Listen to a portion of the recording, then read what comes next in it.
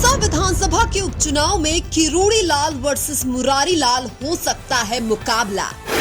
किरोड़ी लाल के परिवार को मिल सकता है बीजेपी का टिकट, उधर मुरारी लाल के परिवार को भी मिल सकता है कांग्रेस का टिकट।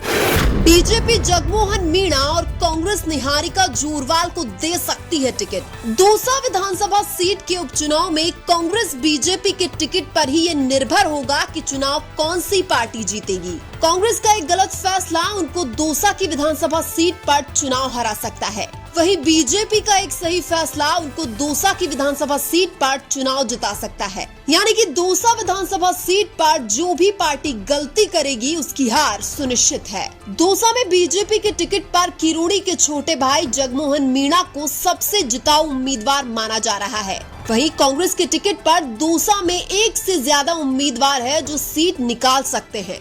दौसा विधानसभा सीट के उपचुनाव में कास्ट फैक्टर की भी हार जीत में बहुत बड़ी भूमिका होगी। इसके अलावा दौसा में किरोड़ी लाल और पायलट फैक्टर भी काम कर सकता है। बीजेपी के पास डॉक्टर किरोड़ी लाल मीणा एकमात्र ऐसे नेता है जो दौसा में उपचुनाव के समीकरण बदल सकते हैं। वहीं कांग्रेस के पास भी सचिन पायलट एक ऐसा चेहरा है जो रातों रात चुनाव में समीकरण बदल सकते हैं। हालांकि दौसा में अगर कांग्रेस किसी मीणा उम्मीदवार को और बीजेपी किसी गुर्जर उम्मीदवार को टिकट देती है तो फिर उपचुनाव में दौसा की विधानसभा सीट पर कांग्रेस और बीजेपी में कांटे की टक्कर देखने को मिल सकती है। हालांकि अभी यह माना जा रहा है कि दौसा की विधानसभा सीट पर उपचुनाव में कांग्रेस पार्टी चुनाव जीत जाएगी, लेकिन कांग्रेस के लिए दौसा में चुनाव जीतना आसान नहीं है, क्योंकि अगर कांग्रेस उपचुनाव में दौसा की विधानसभा सीट पर मुरारी लाल के परिवार को टिकट देती है तो कांग्रेस पार्टी के दूसरे नेता जो टिकट मांग रहे हैं वो बगावत कर सकते हैं और निर्दलीय भी चुनाव लड़ सकते हैं। दौसा में कांग्रेस का टिकट मुरारी लाल के परिवार को मिलने का मतलब है कि परिवारवाद का मुद्दा जरूर खड़ा होगा। दूसरी तरफ कांग्रेस के सामने एक समस्या ये भी है कि मुरारी लाल को नजरअंदाज करके दौसा में चुनाव जीतना भी संभव नहीं है। इसमें तो कोई संदेह नहीं है कि दौसा की जनता मुरारी लाल को पसंद करती है, लेकिन उनके परिवार के सदस्य को जनता वोट दे या ना दे कुछ कह नहीं सकते।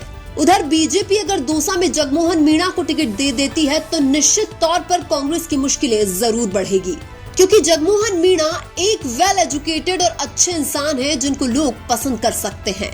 ऐसे में अगर बीजेपी को दौसा में एक अच्छी लड़ाई लड़नी है तो फिर जगमोहन मीणा को टिकट देना बहुत जरूरी है। उधर कांग्रेस को भी इस हिसाब से टिकट देना होगा कि कोई भी बगावत ना करे और जनता को गलत मैसेज भी ना जाए, क्योंकि कांग्रेस के पास टिकट के लिए बहुत सारे विकल्प है, इसलिए टिकट किसको दे ये भी उनके लिए बहुत बड़ी चुनौती होगी। कांग्रेस के टिकट पर नरेश मीणा, राजेश्वरी मीणा, निहारिका जोरवाल और राधेश्याम नांगल ये सभी अपनी अपनी दावेदारी जता रहे हैं। दौसा में कांग्रेस का टिकट चाहे किसी को भी मिले, लेकिन मुरारी लाल मीणा की सहमति के बिना कांग्रेस का टिकट नहीं मिलेगा। हम ये तो कह सकते हैं कि दौसा में कांग्रेस का पलड़ा मजबूत है, लेकिन ये भी ना भूले कि जनता का रुख बदलने में टाइम नहीं लगता है। चुनाव में जनता किसी का भी घमंड तोड़ सकती है, चाहे वो राजनेता हो चाहे वो पार्टी हो।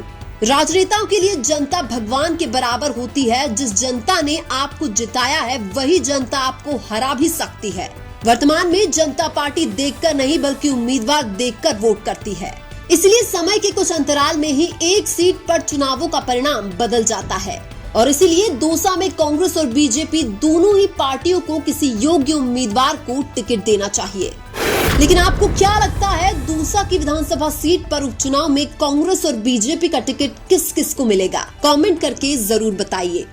वीडियो अच्छा लगा तो लाइक कीजिए और हमारे चैनल मीणा की आवाज को सब्सक्राइब कीजिए। धन्यवाद।